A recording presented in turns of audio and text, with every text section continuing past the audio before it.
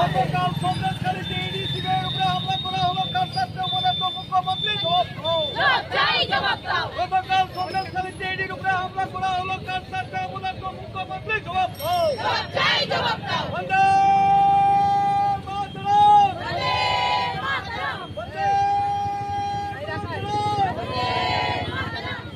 ভারত মাতা কি জয়। এই চোখ শেখ হাসিনাকে বাঁচানোর জন্য মুখ্যমন্ত্রী অবিলম্বে অবস্থান দাবিতে বিজেপি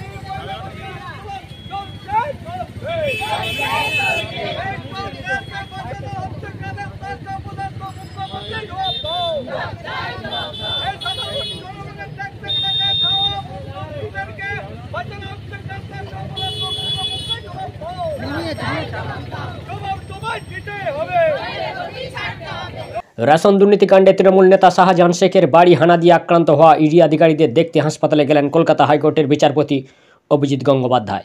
সেখানে আরও এক দফা রাজ্যের শাসক দলকে নিশানা করে সন্দেশখালীর ঘটনাকে অনভিপ্রেত এবং লজ্জাজনক বলে মন্তব্য করেন বিচারপতি গাঙ্গুলি। পাশাপাশি তিনি এও জানান, দুই ইডি আধিকারিকের চোট গুরুতর, মানবিকতার খাতিরে তাদের দেখতে হাসপাতালে এসেছেন।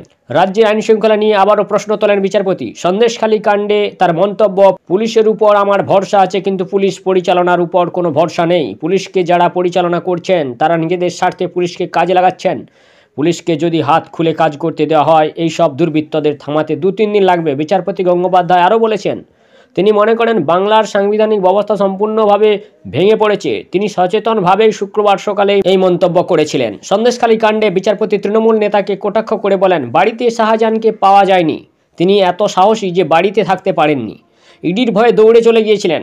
কঠোর ব্যবস্থা তো নেওয়া উচিত বটেই। এরপর সন্দেশখালীতে ইডি আধিকারিকদের উপর আক্রমণের ঘটনা নিয়ে বিস্ফোরক দাবি করেছেন বিচারপতি গঙ্গোপাধ্যায়।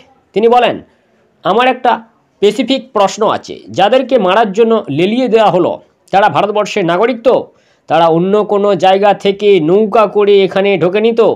যদি উপযুক্ত তদন্ত হয় তাহলে কারা কাকে আশ্রয় দিচ্ছে সেটা জানা যাবে। শুক্রবার রাতে আক্রান্ত ইডি আধিকারিকদের সঙ্গে দেখা করার পর সল্টলেকের বেসরকারি হাসপাতালের সামনে দাঁড়িয়ে বিচারপতি গঙ্গোপাধ্যায় বলেন, দুজনের মাথায় ভয়ঙ্কর চোট, অনেকগুলো স্টিচ হয়েছে, একজন আইসিইউতে রয়েছেন, দুজন কেবিনে আছেন।